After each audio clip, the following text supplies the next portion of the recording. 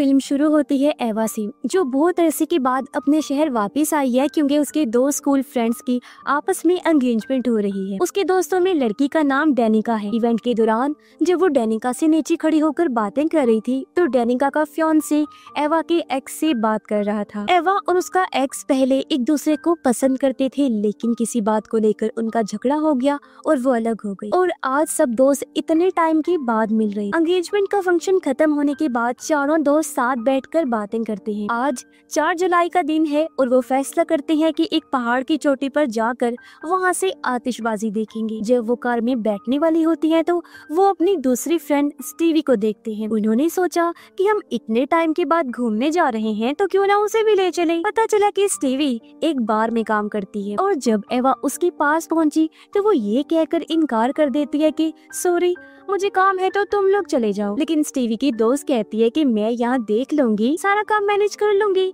अगर तुम जाना चाहती हो तो चले जाओ। वो मान गई, इसीलिए अभी लोग अपने सफर पर निकल जाते हैं। सब चट्टान की साइड पर ड्राइव करते हुए आगे बढ़ रहे, पर डेनिका का फियांसे अचानक चीख मार देता है जिससे बाकी सब बहुत डर जाते हैं। लेकिन ये सिर्फ एक मजाक था। जल्दी वो उस जगह पर पहुँचे और कार से उतर जाते हैं। डेनिका का फियांसे अजीब ही बर्ताव कर रहा था, जैसे वो आउट ऑफ कंट्रोल हो, पागल हो। अचानक उनके पास एक दूसरी कार आने लगी तब वो अपनी जगह से हटने का नाम ही नहीं ले रहा था। बाकी लोगों को उसकी इस हरकत पर गुस्सा आता है और फिर ऐन वक्त पर एवा का एक्स उसे सामने से हटा देता है। सब उसे गुस्से से देखते हैं, लेकिन दूसरी कार अपने रास्ते से हटकर बैरियर से टकरा जाती है जिससे वो वहीं अटक गई। ये देख सब बहुत डर गए। ड्राइवर को बचाने के लिए दौड़ते हैं जो बहुत ज्यादा जख्मी हो गया था, लेकिन कार का दरवाजा नहीं खुलता और कार आगे बढ़ती रहती है। सब उसे वापस खींचने की कोशिश करते हैं, लेकिन कुछ नहीं होता। फिर आखिरी पल में ड्राइवर डेनिका के फियांसे की शर्ट पकड़ लेता है, लेकिन उसने जल्दी से छुड़वा ली जिससे कार पानी में गिर जाती है। एवा और स्टीवी कहते हैं कि हमें उसे बचाना चाहिए, लेकिन नीचे जाने का कोई रास्ता नहीं है। डेनिका का फियांसे पुलिस को कॉल करने चाहता है। तब डेनिका कहती है कि ये सिर्फ एक एक्सीडेंट था, इतना मत सोचो, ऐसे रोड्स पर इस तरह के एक्सीडेंट्स होते रहते हैं। लेकिन एवा का एक्स कहता है कि हम यहाँ बीच में खड़े थे, हमारी गलती है, ये एक तरह से हम उसका खून ही कर रहे हैं। कुछ देर बाद डेनिका का फियांसे वापस आया, कहता है कि पुलिस आ रही है और हमें ये जगह छोड़ देनी चाहिए। एवा और स्टीवी को ये सही नहीं लगता, लेकिन डेनिका का फियांसे उन्हें मना लेता है कि वो पुलिस स्टेशन जाएंगे। एवा का एक्स कहता है कि उसे बचाना मुमकिन नहीं था, हमने कोशिश की ना, इसलिए हमें यहाँ से चले जाना चाहिए। जब पुलिस को गुजरते देखा तो वो लोग वहाँ से निकल जाते हैं। वो घर की तरफ मुड़े, जो देखकर एवा हैरान रह गई कि वो पुलिस स्टेशन नहीं जा रही। सब घर पहुँच जाते हैं। डेनिका का फियांसे कहता है कि अब सब लोग अलग हो जाएं और इस बात को हमेशा हमेशा के लिए भूल जाएं। वो कहते हैं कि पुलिस इस मामले को देख लेगी और फिक्र करने की कोई बात नहीं। एवा को ये आइडिया पसंद नहीं आता और वो बिना कुछ कहे चली जाती है। ऐसे ही 1 साल गुजर गया। एवा फिर से अपने शहर में वापस आने लगी डेनिका के ब्राइडल शॉवर के लिए। जी हाँ, अब उसकी शादी होने वाली है, लेकिन अपने फियांसे से नहीं बल्कि किसी और लड़के से, क्योंकि उसने उस हादसे के बाद अपने फियांसे से रिश्ता तोड़ लिया था। एवा फ्लाइट में एक लड़की से मिली जो पॉडकास्टर होती है। ये सुन करके वो भी उसी जगह पर जा रही है तो एवा उसे लिफ्ट के लिए पूछती है। एवा का एक्स गाड़ी लेकर यहाँ आया हुआ था, इसलिए दोनों लड़कियाँ गाड़ी में बैठ गयी और ये लोग वहाँ से निकल जाते हैं। डेनिका बहुत खुश हुई और एवा से काफी अच्छे से मिलती है। यहाँ स्टीवी भी आ गई जो दोनों भी मिलती है। कुछ देर बाद डेनिका सबके साथ बैठकर उनके गिफ्ट्स को देखने लगती है। तभी एक लेटर नीचे गिरा। वो उसे खोलती है, तब अंदर एक कार्ड था जिस पर लिखा था I know what you did last summer, यानी मैं जानता हूँ कि तुमने पिछली गर्मियों में क्या किया था। डेनिका हैरान हो गई और पूछती है कि ये किसने भेजा, लेकिन कोई भी नहीं जानता था। बाद में वो उन्हें कार्ड दिखाकर बताती है कि ये सब मेरे एक्स फियांसे का काम है, क्योंकि वो पिछले साल के हादसे से पागल हो गया था और इसीलिए हम अलग हो गए। एवा का एक्स उस हादसे के बारे में बताते हुए कहता है कि जो आदमी मरा था उसकी कोई फैमिली नहीं थी। डेनिका के एक्स के डैड जो शहर के मेयर हैं, उन्होंने उस केस को हैंडल किया था ताकि उस हादसे में उनके बेटे का नाम ना आए। अब वो ग्रुप डेनिका के एक्स फियांसे की जगह पर पहुंची। वो उन्हें देखकर हैरान रह जाता है। वो जब उसे लेटर दिखाने लगी तो वो डर गया। कहता है कि मेरा इसे कोई लेना देना नहीं है। रात को डेनिका जब घर पर थी तो उसे खिड़की के बाहर किसी की मौजूदगी का एहसास होता है। जब वो देखने जाती है तो उसका फियांसे पीछे से आकर उसे पकड़ लेता है। सोचता है कि शायद डेनिका को शादी की वजह से घबराहट हो रही है, इसीलिए वो उसे रिलैक्स करता है। डेनिका नहाने जाती है जबकि बाहर उसका फियांसे ड्रिंक कर रहा था। वो बाथ टब में लेटकर मेडिटेशन करती है खुद को रिलैक्स करने के लिए, और अचानक बाहर की लाइट ऑन हो जाती है। ये देख उसका फियांसे हैरान रह गया और चेक करने बाहर गया, लेकिन लाइट फिर से बंद हो जाती है। वो बड़ी गौर से अंधेरे में देख रहा था, फिर वापस आता है, लेकिन अचानक एक तीर उसके कंधे के आर पार हो जाता है। वो गिरने वाला था, लेकिन अपने पीछे वाले पिलर को पकड़कर खड़ा रहता है। डेनिका ने म्यूजिक लगाया हुआ था, इसलिए वो कुछ नहीं सुन पाती। वो नीचे गिर गया था, लेकिन थोड़ा रेंगते हुए दोबारा खड़ा हो जाता है। तब उसे पता चला कि वहाँ तो किलर आ चुका है, जो एक दूसरा एरो शूट करता है। किलर फिर उसके पास आया और अपने बड़े से हुक से उसका खात्मा कर देता है। किलर को हम नहीं देख पाते क्योंकि उसने मास्क लगाया हुआ था। डेनिका नहाने के बाद फ्रेश फील करती है। उसने सुना कि नीचे म्यूजिक ऑन हो गया है, इसलिए वो भी नीचे जाती है और देखती है एक खौफनाक नजारा। ये उसके फियांसे के गले में रॉड घुसा हुआ है और ऊपर उसके खून से लिखा था, you can't erase the past, तुम माजी को नहीं मिटा सकते, जिससे वो बहुत घबरा गई। अगली सुबह सब साथ बैठे हुए थे, समझने की कोशिश करते हैं कि क्या हो रहा है। वो एक दूसरे के दोस्तों के नाम लेते हैं जो शायद पिछले साल के हादसे के बारे में जानते हो। एवा का एक्स एवा की नई दोस्त पॉडकास्टर का जिक्र करता है, जिसने हाल ही में एक किलर के बारे में पॉडकास्ट किया हुआ था, जिसे डियाना प्ले करती है। उसमें वो 1997 के कत्लों की बात करती है, जिन सब को एक ही किलर ने हुक से मारा हुआ था। अब ये जानकर कि सब जवान लड़का और लड़की को मारने वाला एक ही किलर था, हुक वाला, वो काफी चौंक जाती हैं और डर भी गए थे। लेकिन एवा कहती है कि उस पॉडकास्टर को किलर समझना पागलपन है, क्योंकि वो अभी मुझसे मिली है। अगली सुबह एवा पॉडकास्टर से मिली और कहती है कि तुम मुझे थोड़ा अपने बारे में तो बताओ। पॉडकास्टर उसे एक काफी पुराने घर में लेकर आई और पागलों की तरह बर्ताव करते हुए बार बार 1997 के कत्लों की बात करती रहती है जो उस सीरियल किलर ने किए थे। फिर वो एवा की कान में धीरे से कहती है कि किलर ने अपने विक्टिम्स, यानी जिन्हें अब वो शिकार बनाएगा, मारेगा, उनके लिए एक नोट छोड़ा है जिस पर लिखा था, I know what you did last summer, और वो उसे दिखाती भी है। वो एवा को एक प्रोफेसर लेडी और रे नाम के आदमी के बारे में भी बताती है, जो उस टाउन की हादसे के सर्वाइवर्स थे, यानी किलर से जिंदा बचने वाले 2 लोग। वो एवा को और डराती है, कहती है कि इंतजार करो, और खुद ऊपर चली जाती है। एवा मदद के लिए कॉल करती है। जैसे जैसे इंतजार बढ़ता गया, वो अचानक से किलर को अपने सामने खड़ा पाती है। उसने सोचा कि ये पॉडकास्टर है जो मेरे साथ मजाक कर रही है, लेकिन वो तो ऊपर थी। इसका मतलब कि एवा के सामने सच में वो किलर ही था। वो उस पर हमला कर देता है। तब एवा किलर के हर अटैक से बचती रहती है। वो चाकू से किलर को ही जख्मी कर देती है। फिर वो किलर के सामने चाकू करते हुए खुद को एक रूम में लॉक कर देती है। कुछ देर बाद जब उसे एहसास हुआ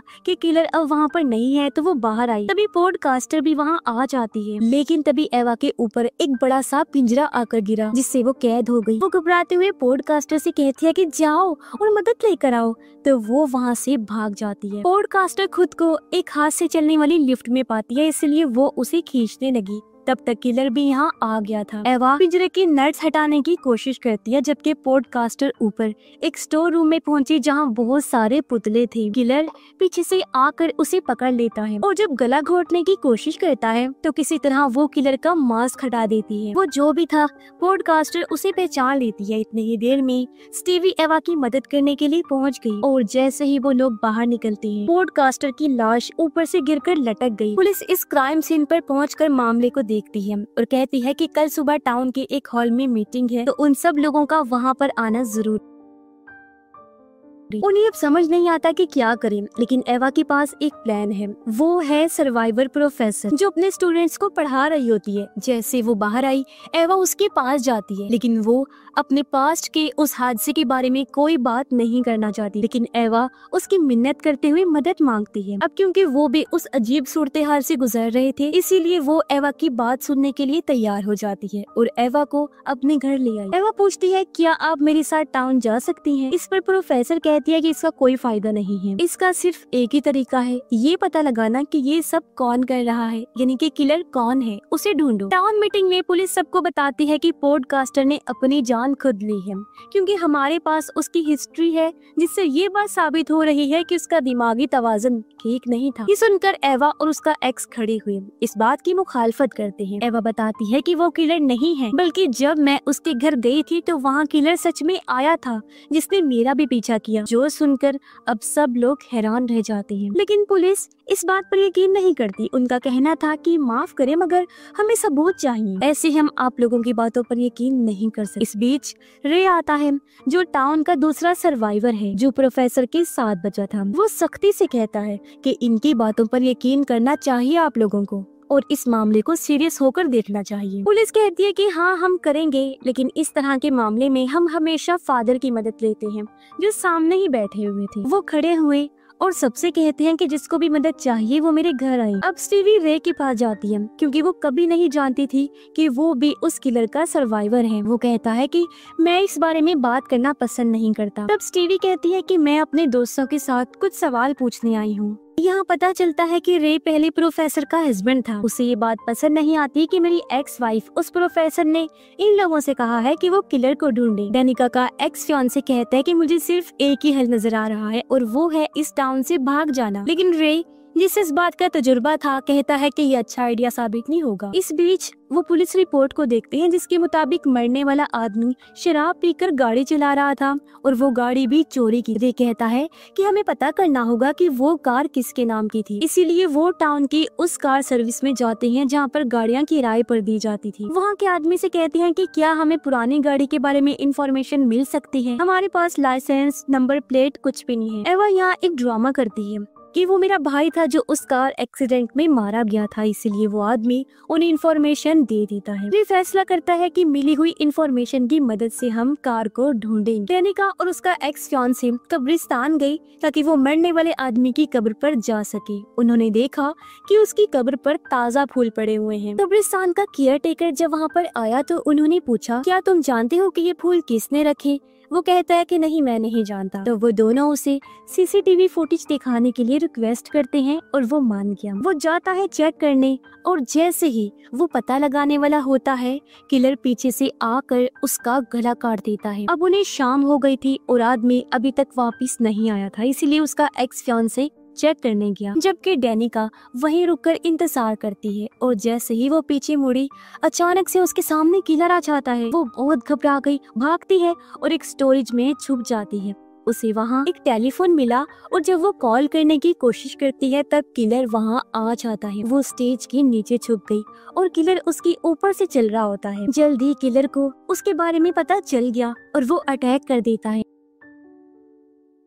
वो उसे खींचकर बाहर लाया और नीचे फेंक देता है। उसे मारने ही वाला था कि तभी उसका फियांसे आ गया। किलर को साइड में गिराकर उसे बचा लेता है। किलर वहाँ से भाग गया और वो डेनिका को संभालता है। अब प्रोफेसर जो अपने घर पर थी, अचानक उसके दरवाजे पर कोई आया, जो और कोई नहीं बल्कि रे है। वो उसे अंदर आने देती है। उसने कहा कि मैं सिर्फ इसलिए आया हूँ क्योंकि मुझे इस बात से मायूसी हो रही है कि तुमने एवा से किलर को ढूंढने के लिए कहा है, हालांकि तुम जानती हो कि वो सबकी मौत की वजह बन सकता है। उधर सारे दोस्त एक साथ थे, जहाँ डेनिका भी अब ठीक हो रही। इस बीच एवा की एक्स को अजीब महसूस हुआ, इसीलिए वो अपना मूड ठीक करने के लिए अपनी गाड़ी के पास आ जाता है। लेकिन जब वो वापस आया तो पाता है कि दरवाजा लॉक्ड है। वो खिड़की की तरफ जाने लगा, लेकिन तभी पीछे से किलर आकर रस्सी से उसका गला घोंटने लगता है, जिससे उसका दम घुट गया, गले की हड्डी टूट गई और उसकी वहीं पर मौत हो जाती है। एवा पर्दा हटाती है और देखती है कि उसकी कार वहाँ से जा रही है।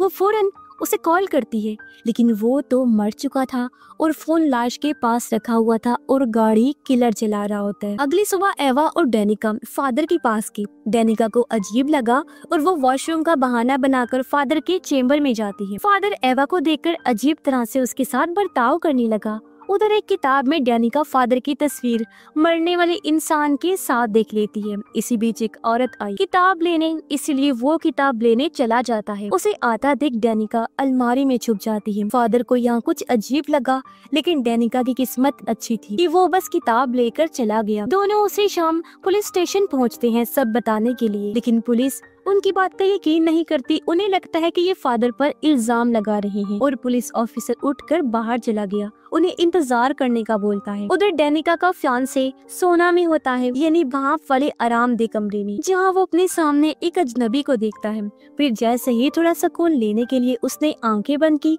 और फिर दोबारा देखा तो वहाँ पर कोई भी नहीं था। वो उठा, चेक करने के लिए आगे बढ़ा, जहाँ दरवाजे पर लिखा था यू आर नेक्स्ट, यानी कि अगली तुम हो। एवा बैठ कर तंग आ गई थी और जैसे ही वो बाहर निकलने वाली होती है उसे एहसास हुआ कि हम दोनों यहाँ पुलिस स्टेशन में लॉक्ड हो चुके हैं।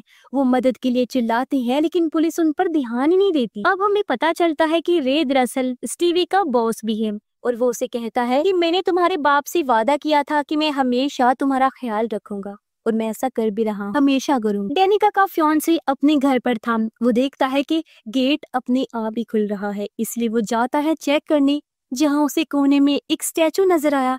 लेकिन वो ये नोटिस नहीं कर पाता कि असली किलर उसके पीछे खड़ा है, जो पलक झपकते ही चाकू से उस पर अटैक करता है। लेकिन वो किलर का मुकाबला करता है, उसे मुक्का मारता है, जिस बीच किलर ने फिर चाकू घोंप दिया। वो फिर भी किलर को दूर धकेल देता है और सीढ़ियों पर रेंगते हुए ऊपर जाने लगा। वो मदद के लिए चिल्लाया लेकिन उसके डैड म्यूजिक सुन रहे थे तो उन्हें आवाज नहीं आती। उसकी मॉम ऊपर थी। वो हाथ हिलाता है लेकिन बदकिस्मती से उसकी मॉम की नजर नहीं पड़ती। फिर आखिर में किलर आया और उसे खींचकर अपने साथ ले जाता है। फिर उसके डैड ने म्यूजिक बंद किया और जैसे वो बाहर आई, ये देखकर वो घबरा गए कि मेरा बेटा इतना जख्मी है। वो फौरन उसके पास भाग कर आई, लेकिन तभी किलर आकर हुक को उनके गले के आर पार कर देता है, जिससे उसके डैड की वहीं मौत हो जाती है। पुलिस स्टेशन में डेनिका की आंख लग गई और वो बहुत डरावना सपना देखती है जिसमें एक ब्यूटी क्वीन थी जिसकी वो फैन होती है। उसका चेहरा अचानक से बिगड़ने लगा और बुरी तरह खराब हो जाता है। फिर उसने हुक से डेनिका पर हमला कर दिया। ये देखकर वो डर गई, फौरन उसकी आंख खुल जाती है। पुलिस उन दोनों को छोड़ देती है और सब क्राइम सीन पर पहुंचते हैं, जहां डेनिका के फियांसे और उसके डैड का खून हुआ था और उनकी लाशें बुरी तरह वहां लटकी हुई। अपने फियांसे की लाश देखकर डेनिका बुरी तरह चिल्लाती है, रोती है। तब उसकी दोस्त उसे वहां से ले जाते हैं। रे उन्हें मशवरा देता है कि वो कश्ती के जरिए इस टाउन से भाग जाएं। इसीलिए वो एवा के एक्स की कार के पास आई, जहाँ इन्हें उसकी भी लाश मिलती है। एवा भी रोने लगती है। तब उसके दोस्त उसे भी बाहर ले आते हैं। फिर तीनों लड़कियां कश्ती में बैठकर वहां से निकल जाती हैं। पुलिस को भी फादर पर शक होने लगा, इसीलिए वो उसे गिरफ्तार करने के लिए उसके घर पर जाते हैं। लेकिन वहां जाकर वो ये देखकर हैरान रह गई कि फादर की भी मौत हो गई है। डेनिका और एवा ड्राइवर की कैबिन में थी, जहाँ उन्हें किसी चीज के गिरने की आवाज आती है। इस बीच फादर के घर पर पुलिस को एक ग्रुप की तस्वीर मिली, जहां वो मरने वाले आदमी के पार्टनर को देखते हैं, जो और कोई नहीं बल्कि स्टीवी थी। और यहाँ ये राज खुलता है कि वही किलर है जो अब उन दोनों के साथ बोट पर थी। अचानक डेनिका पर अटैक कर देती है। फिर वो उनके सामने अपना असली चेहरा दिखाती है कि हाँ मैं ही किलर, जिससे वो चौंक जाते हैं। एवा उसे पागल कहती है। तब स्टीवी ने कहा कि मैं एक स्ट्रॉन्ग आजाद ख्याल लड़की हूँ, जिसे तुम पागल नहीं कह सकती। फिर वो कहती है जब मेरी मॉम डैड की मौत हुई थी तो कैसे सबने मुझे छोड़ दिया, जिस वजह से मैं पूरी तरह टूट गई। मैं फिर उस आदमी से मिली जिसे उस कार एक्सीडेंट में तुम लोगों ने मार दिया। वो मेरा इकलौता सहारा था। पहले मुझे पता नहीं था कि वो कौन है, लेकिन जब उसकी लाश मिली तो मैं एक बार फिर टूट गई। तुमने मेरे प्यार को मुझसे छीन लिया था। डेनिका पूछती है कि अब ये सब बताने का क्या मकसद है तुम्हारा। वो कहती है कि जैसे तुमने मुझसे मेरा प्यार छीना था ना, मुझे तकलीफ दी थी, तुम भी वही दर्द महसूस करो, इसीलिए मैंने भी वैसा ही किया। तुम दोनों से तुम्हारा प्यार छीन लिया। एवा फ्लेयर गन देखती है और उसे उठाने जाती है, लेकिन स्टीवी ने उसे रोक दिया। तभी हुक नीचे गिर जाता है और डेनिका उसे लेकर भाग जाती है। स्टीवी उसका पीछा करती है और तभी यहाँ रे भी मदद के लिए आ जाता है। वो स्टीवी के पास पहुँचता है और गन पॉइंट करता है, लेकिन वो डेनिका को अपने हुक की नोक पर पकड़े हुए थी। लेकिन किसी तरह डेनिका उसे मारकर खुद को छुड़ा लेती है। रे के पास और कोई रास्ता नहीं बचा, इसीलिए वो उसे शूट कर देता है और स्टीवी पानी में जा गिरती है। फिर एवा रे के साथ उसके बार में होती है। वो जब शर्ट उतारता है तो एवा ये देखकर घबरा जाती है कि जब किलर पॉडकास्टर के घर पर आया था और मैंने उस पर चाकू से वार किया था तो वही जख्म रे पर था, जिससे वो घबरा गई और वहां से जाने की कोशिश करती है। लेकिन उसे पता चला कि दरवाजा तो लॉक्ड है और तभी रे यानी कि दूसरा किलर भी हुक के साथ वहां आ जाता है उसका काम तमाम करने के लिए। एवा भागती है लेकिन वो उसके बाल पकड़ लेता है। एवा भी कम नहीं थी, मुकाबला करती है और उस पर हमला करके भागने लगी। उसने फिर खिड़की तोड़ दी और भागने की कोशिश करती है, लेकिन वो वापिस आया और उसे पकड़ लेता है, जहाँ एवा खुद को अभी भी बचाने की बहुत कोशिश कर रही थी। इसी दौरान यहाँ पर प्रोफेसर भी आ गई और जब वो बार में आती है तो एवा उसके सामने आ गई, जिस पर चाकू से हमला रे ने कर दिया था। फिर वो एवा को साइड में करके प्रोफेसर से बात करने लगा। कहता है कि स्टीवी सदमे से बाहर नहीं आ पा रही थी जब उसके पेरेंट्स की मौत हुई और फिर उस बेचारी ने अपने प्यार को भी खो दिया, और मुझे फख्र है कि मैंने स्टीवी का साथ दिया उसके दोस्तों को मारने में, क्योंकि उसने अपने प्यार को खोया था अपनी मॉम डैड के बाद। ये बताकर वो प्रोफेसर को भी मारने वाला होता है, लेकिन तभी पीछे से एवा उस पर तीर कमान से हमला कर देती है, जो उसके आर पार हो गया और उसकी वहीं पर मौत हो जाती है। डेनिका को हम फिर समंदर किनारे देखते हैं, जो अभी भी जिंदा थी। अब एवा और डेनिका का हॉस्पिटल में इलाज चल रहा था, जिस दौरान उन्हें पता चलता है कि स्टीवी अभी भी जिंदा है। तो वो सोचती है कि अब की बार उसे नहीं छोड़ेंगे, क्योंकि एक किलर रे तो मर चुका है, तो दूसरी किलर स्टीवी का मरना भी जरूरी है और अब वो उसे मार कर ही दम लेंगे। किसी के साथ ये फिल्म इधर ही खत्म हो जाती है।